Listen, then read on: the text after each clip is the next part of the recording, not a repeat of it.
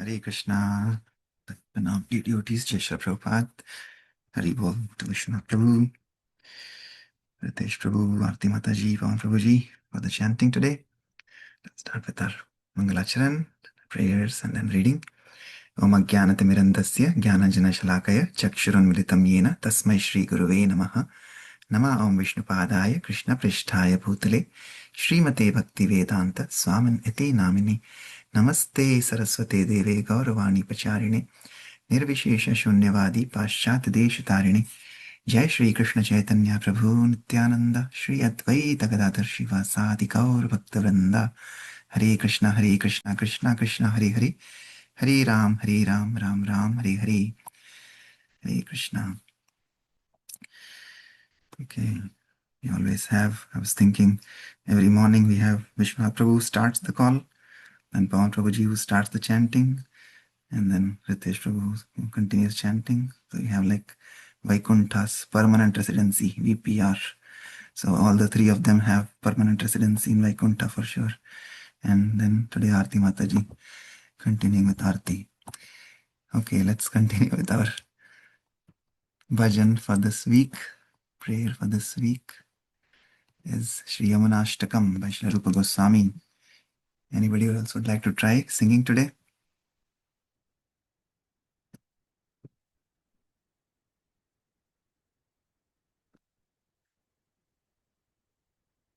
Aarti Mataji, you want to try? Prabhuji, I have not practiced and I just tried. I'm not able to pronounce it words correctly. No. I'll practice first and then I'll try someday. Sure. Okay, Mataji. Anybody else would like to try? If not, then I'll continue. Okay, let me continue today then. But yeah, you can also sing along while you're on mute. That way you can also practice. Okay. भ्रातुरन्तकस्य पत्तने विपत्तिहारिणि प्रेक्षयाति पापिनोऽपि पापसिन्धुतारिणि नीरमाधुरीभिरप्यशेषचित्तबन्धिनि मां पुनातु सर्वदारविन्दबन्धुनन्दिनि हारिवारिधारया विमण्डितोरुखाण्डवा पुण्डरीकमण्डलोद्यत् अण्डजालिताण्डव स्नानकामपामरोग्रपापसम्पदन्धिनि मां पुनातु सर्वदारविन्दबन्धुनन्दिनि शीकराभिमृष्टजन्तुदुर्विपाकमर्दिनि नन्दनन्दनान्तरङ्गभक्तिपूरवर्धिनि तीरसङ्गमाभिलाषि मङ्गलानुबन्धिनि मां पुनातु सर्वदारविन्दबन्धुनन्दिनि द्वीपचक्रवालजुष्टसप्तसिन्धुभेदिनि श्रीमुकुन्दनिर्मितोरुदिव्यकेलिवेदिनि कान्तिकान्दिलीभिरिन्द्रनीलवृन्दनिन्दिनि मां पुनातु सर्वदारविन्दबन्धुनन्दिनि माथुरेण मण्डलेन चारुणाभिमण्डिता प्रेमनद्धवैष्णवाद् वर्धनाय पण्डिता ऊर्मिदोर्विलासपद्मनाभपादवन्दिनि मां पुनातु सर्वदारविन्दबन्धुनन्दिनि रम्यतीररम्भमाणगोकदम्बभूषिता दिव्यगन्धभाक्कदम्बपुष्पराजिरूषिता नन्दसूनुभक्तसङ्गसङ्गमाभिनन्दिनि मां पुनातु सर्वदारविन्दबन्धुनन्दिनि फुल्लपक्षमल्लिकाक्षहंसलक्षकूजिता भक्तिविद्धदेवसिद्धकिन्नरालिपूजिता तीरगन्धवाहगन्धजन्मबन्ध रन्धिनी मां पुनातु सर्वदारविन्दबन्धुनन्दिनि चिद्विलासवारिपूर भूर्भुवस्वरापिनि कीर्तितापि दुर्मदोरुपापमर्मतापिनि वल्लवेन्द्रनन्दनाङ्गरागभङ्ग गन्धिनी मां पुनातु सर्वदारविन्दबन्धुनन्दिनि तुष्टबुद्धिरष्टकेन निर्मलोर्मिचेष्टितां त्वामनेन भानुपुत्रि सर्वदेव वेष्टितां यस्तवीति वर्धयस्व सर्वपापमोचने भक्तिपूरमस्य देवि पुण्डरीकलोचने मां पुनातु सर्वदारविन्दबन्धुनन्दिनि मां पुनातु सर्वदारविन्दबन्धुनन्दिनि हरे Krishna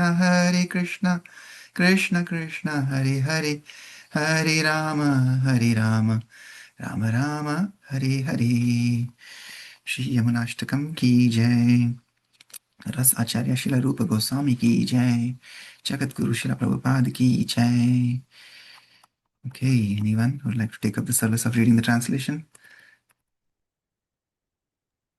Prabhuji, can I read please today? Hari Bol. Yes, Ritesh Prabhu. Yeah. Hare Krishna.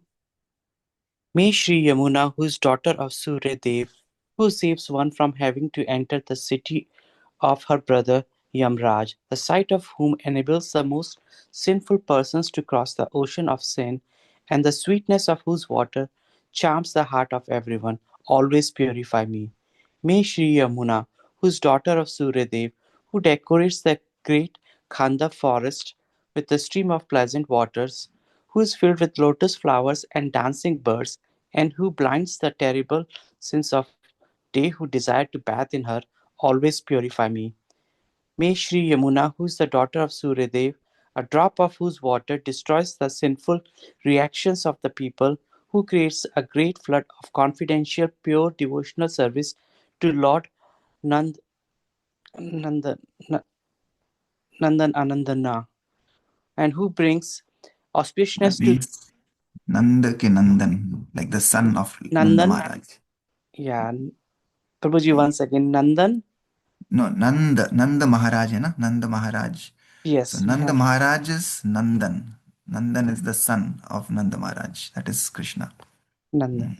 What's the full word? Nandan Anandana. Nanda Nandana. Nanda Nandan Nandana. Nandana. Oh, okay, now I got it. And who brings auspiciousness to those who desire to live on her shore, always purifies me. May Shri Yamuna, who is daughter of Surya Deva, who divides the seven oceans and seven continents, who witnessed many of Lord Mukunda's transcendental pastimes and whose splendor rebukes a host of sapphires, always purify me. May Shri Yamuna, who is the daughter of Suryadeva, who is decorated by the beautiful district of Mathura, who expertly protects who follow the path of loving devotional service, and who, with the playful motions of the waves that are her arms, offers respectful obeisances to Lord Padmanabha's feet, always purify me. May Shri Yamuna, who is the daughter of Surya Deva, whose charming shores are decorated with many flowing cows, who is filled with many splendid and fragrant kadamba flowers, and who is delighted to have the company of Lord Krishna's devotees, always purify me. May Shri Yamuna, who is daughter of Surya Deva, who is filled with the warblings of thousands of joyful Malikasha swans, who is worshipped by the Vaishnavas, Devas, Siddhas, and Kinnaras, and the slightest scent of the fragrant breeze moving on whose shores stop the cycle of repeated birth and death, always purify me.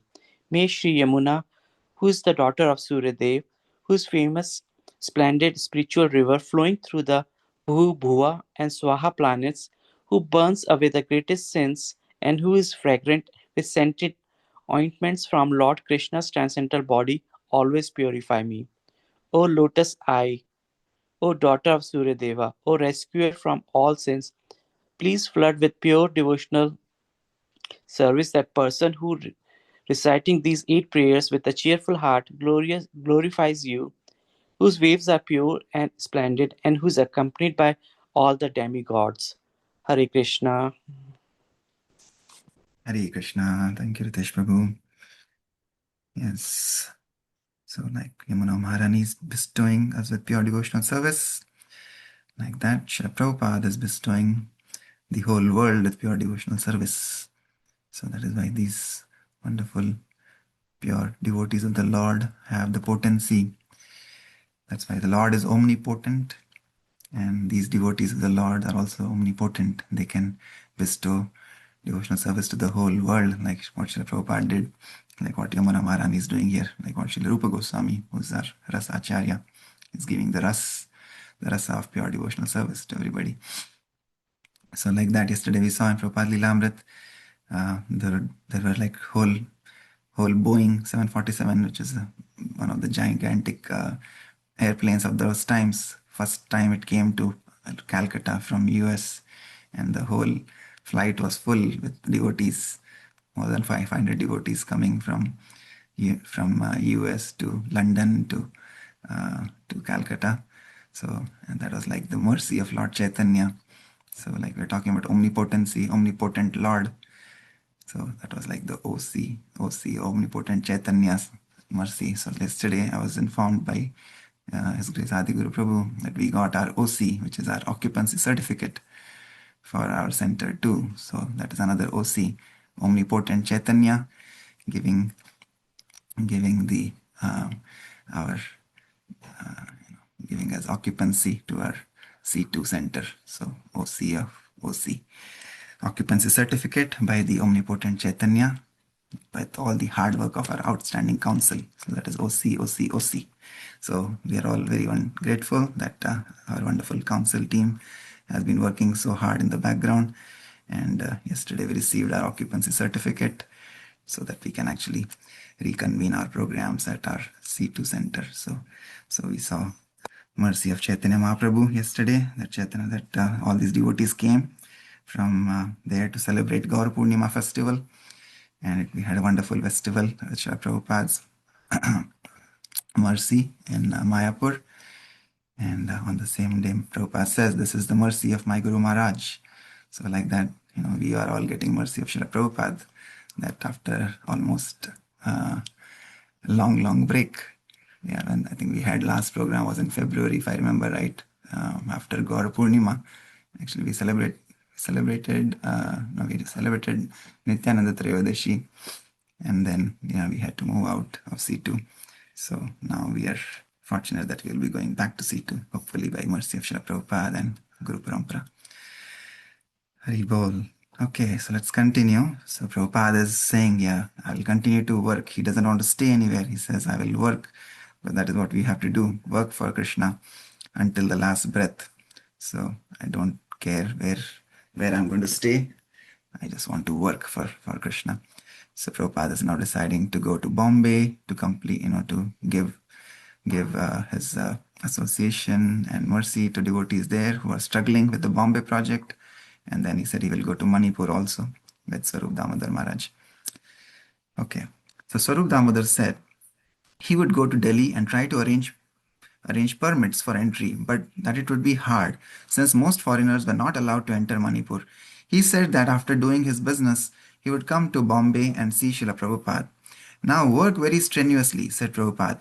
You are all young men, and somehow or other, to a dead horse, you have given life.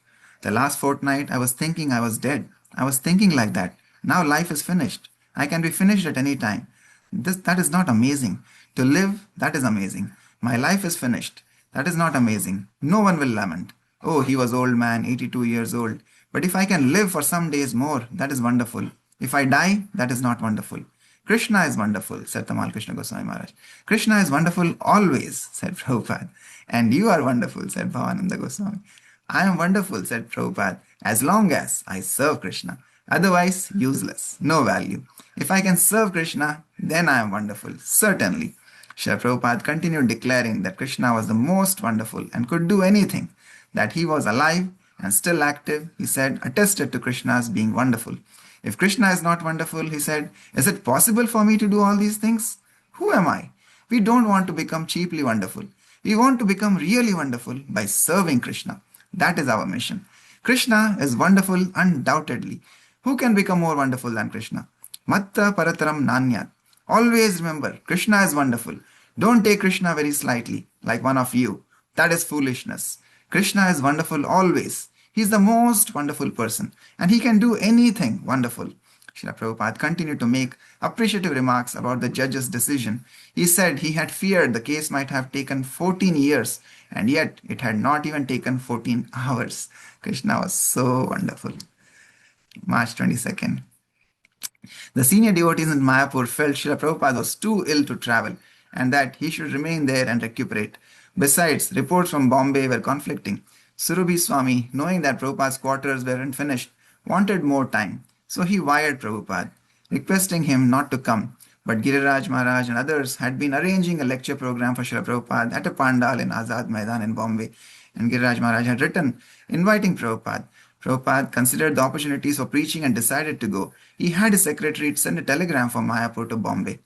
Prabhupada arriving Tuesday at 13:50, have rooms ready in whatever condition.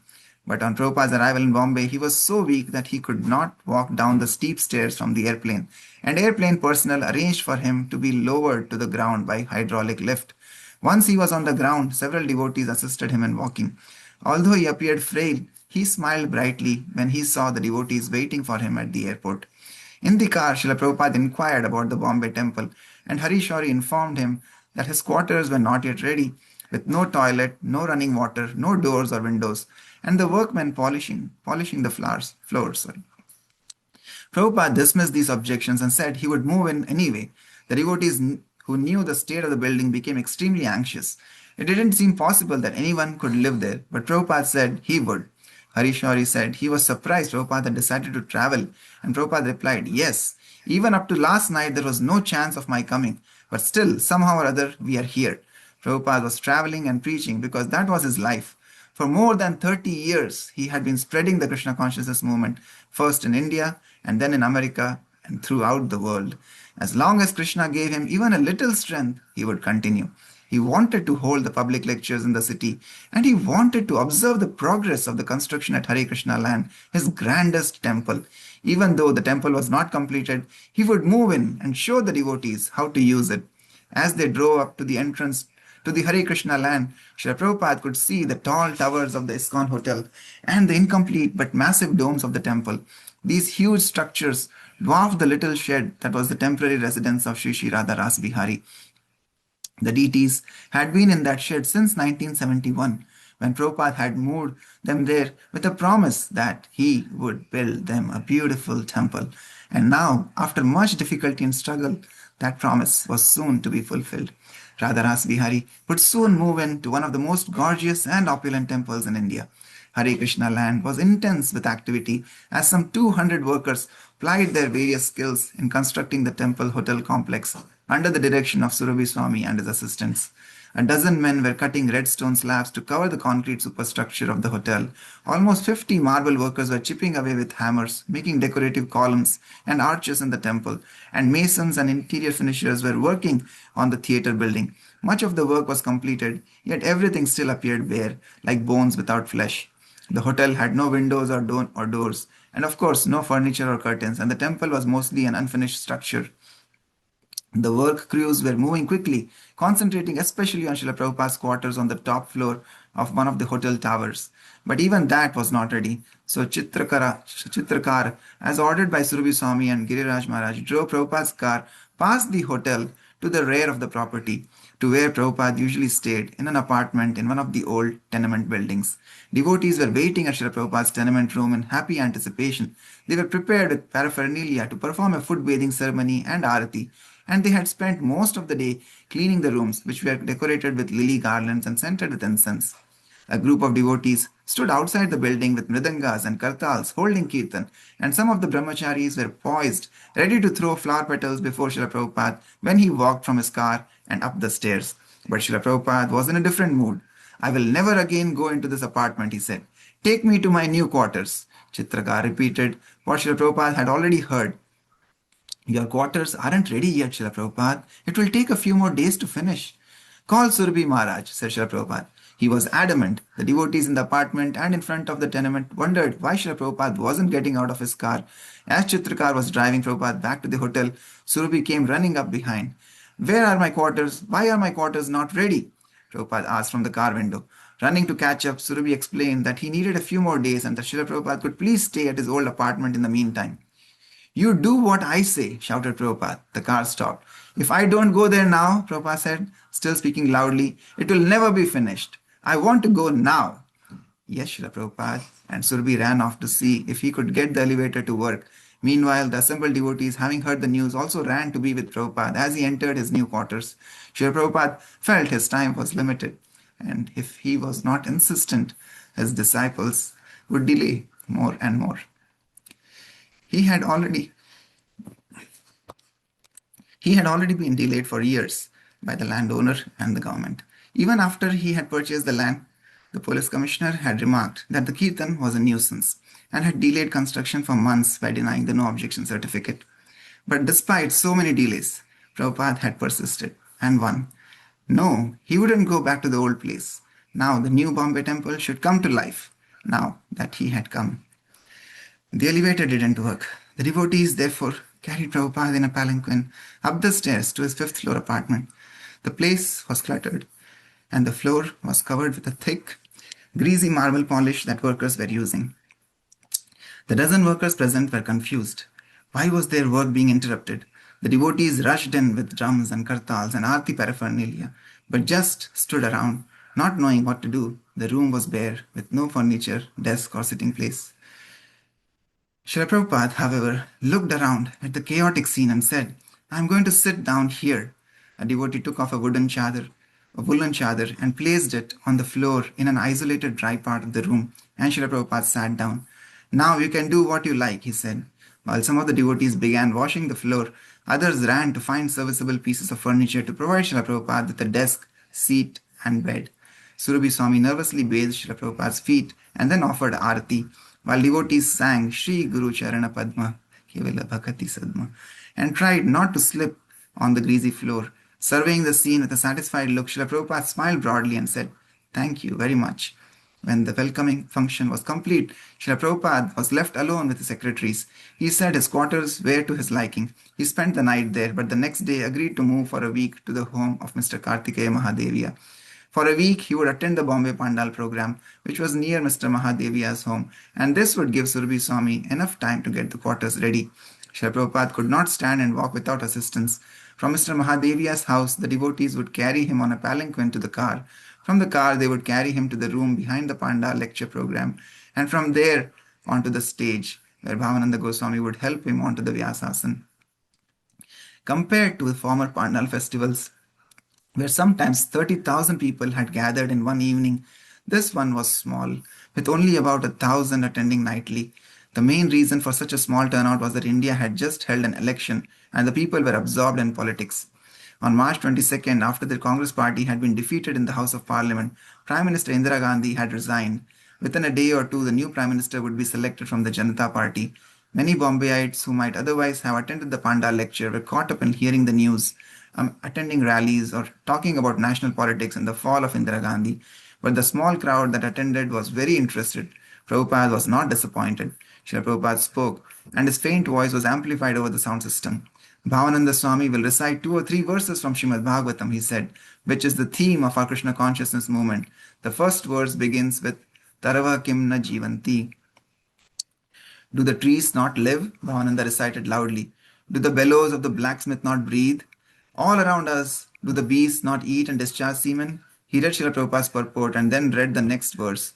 Men who are like dogs, hogs, camels, and asses, praise those men who never listen to the transcendental pastimes of Lord Krishna, the deliverer from evils. After Bhavananda finished reading the long purport to that verse, Srila Prabhupada began his lecture. He explained how the spirit soul changes bodies life after life, but admitted that people were generally unaware of this simple fact. But at least in India, he said, this condition should now be changed. Not everyone would be able to realize this spiritual knowledge, but at least there should be an ideal institution. And that, he said, was the purpose of the Krishna consciousness movement, to create ideal brahmanas who could guide and instruct the rest of the society. Not from so-called politicians, said Srila Prabhupada. This is Indian civilization. Formerly, even Lord Ramachandra, who was the king, he is God himself. Still, he used to consult the learned brahmanas, sages, and saintly persons for governmental duties. The divisions of society must be there. There are so many things to be done in the Krishna consciousness movement. Don't take that it is simply chanting Hare Krishna. Hare Krishna chanting is the prime factor. Because if you chant Hare Krishna Mahamantra, then gradually everything will be clear in your mind. Prabhupada told how he had overcome opposition in America and how the people there were taking Krishna consciousness seriously. When he stated his plan for a combination of American money and Indian culture, the people applauded. The real thing is knowledge, Srila Prabhupada concluded. So don't keep this knowledge locked up in your books, but spread it. My only request is that the leaders of India should now come forward and join this movement and take this advantage of doing good to the whole world. Thank you very much. The audience's applause swelled into a sustained ovation. Prabhupada's voice had been weak, his body almost motionless, but he had projected a power that had overcome those bodily limitations. His presence was, in fact, more commanding than ever. His energy was obviously the pure energy of the soul, transcendental to the bodily condition. Giriraj Swami called for questions, inviting people to come up and speak into a microphone in front of the stage. Woman, isn't spiritual life very taxing? Prabhupada, do you think that you are not being taxed? Why should you not be taxed for the proper gain? You are being taxed for so many nonsense things. Why not be taxed for the proper thing? That is intelligence. As Prabhupada answered the questions, he became more and more forceful, although he remained very still, not even moving his hand. His answers were not as lengthy as usual. He seemed to be saving his energy, but he delivered each answer with intense emphasis and conviction. A well-dressed middle-aged Indian man stepped forward and asked, Swamiji, what is the importance of health in life? And how do you advise people to maintain health? And how does it connect to your mission? Srila Prabhupada, what is health? First of all, you have to understand that however healthy you may be, you must die. So what problem will you have solved? Janma Mrityu Jara Vyadhi Dukkha Doshanu Darshanam.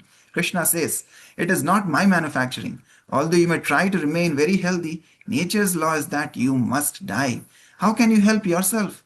After all, you have to meet death. So long as you have got this material body, there is no question of health. You must suffer. You may be a very great scientist, but nature's law must act. Prakriti kriyamanani. Foolish persons bewildered by false egotism think, I'm improving my health. I'm improving this. He is improving nothing. He is completely under the clutches of material nature. He can't act anything independently. That is the law of nature. Another man asked if Prabhupada could solve political problems with this religious basis. Yes, Prabhupada replied, all problems will be solved when we become Krishna conscious. What is the simple solution to understand the soul? Another man asked. I would like to understand the soul. This is very simple, Srila Prabhupada replied. But you are educated so foolishly that you cannot understand. Srila Prabhupada explained briefly that the body is made of material elements, but that there is a superior element. Anyone can understand, he said. Everything is explained in the Bhagavad Gita, but people are not serious to understand. Okay, let's pause here. Okay, anybody else would like to share any thoughts, reflections from today's reading?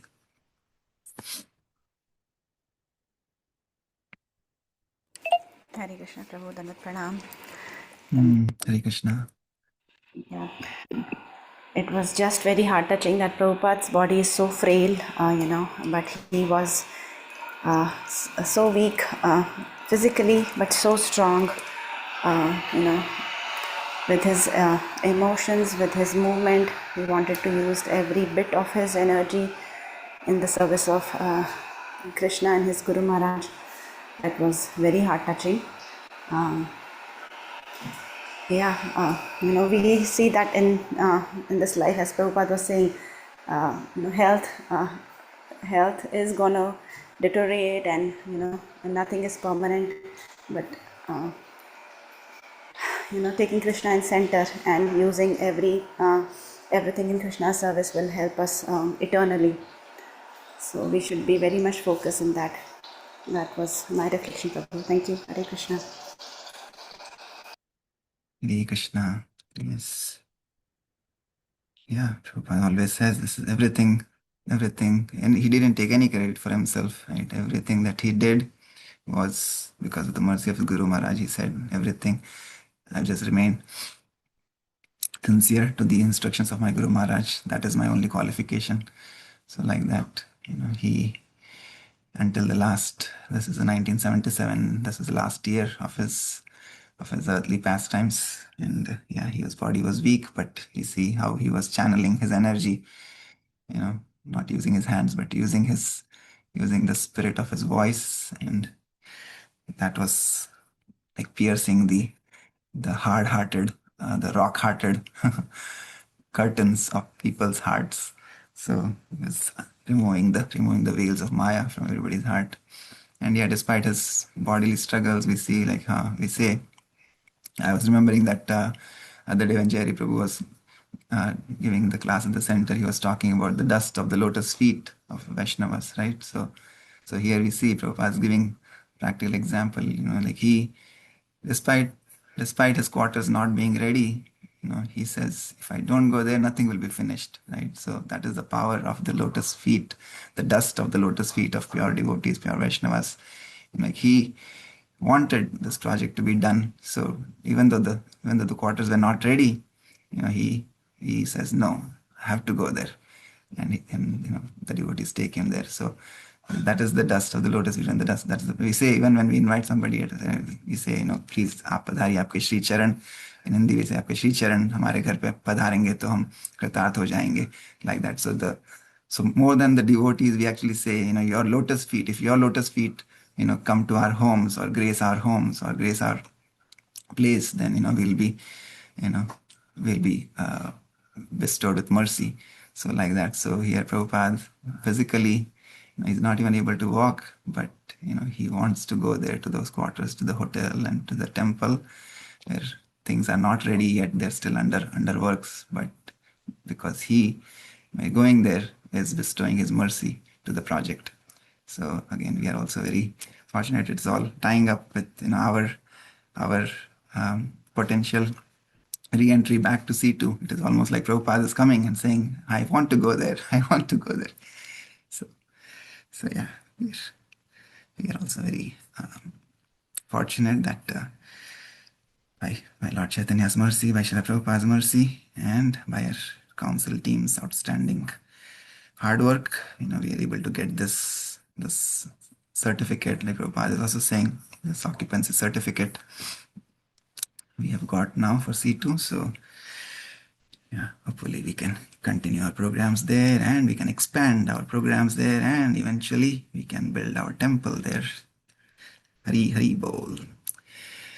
Okay, anybody else would like to share anything?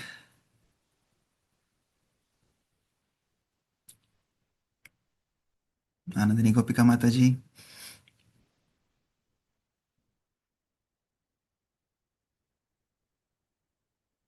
Okay. Busy. Anybody else? Anything else from anybody?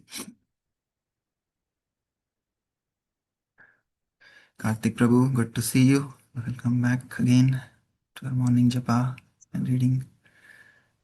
Hare Krishna, Prabhu. Hare Krishna. Yes. Coming back, such a good news to hear from you this morning about the occupancy certificate that you mentioned. Yeah, we got it yesterday. So yeah, looking forward to going back there and doing our programs there. Yes. Hari Bol. Hari Bol. Hari Bol. All right. Okay. If nothing else, then we'll pause here for today. Thank you so much for your kind association this morning. Panchakalpatarubhyascha kripasindhubhyev cha patitanam pavanebhyo vaishnavebhyo namo namaha. Anantakoti Vaishnavanda ki jai. Jagadguru Srila Prabhupada ki jai. Nitai Gaur Premanande. Hari Hari Bol. Hare Krishna. Thank you, Prabhuji. Have a great day, everyone. Hare Krishna. Hare Krishna. Hare Krishna. Hare Krishna.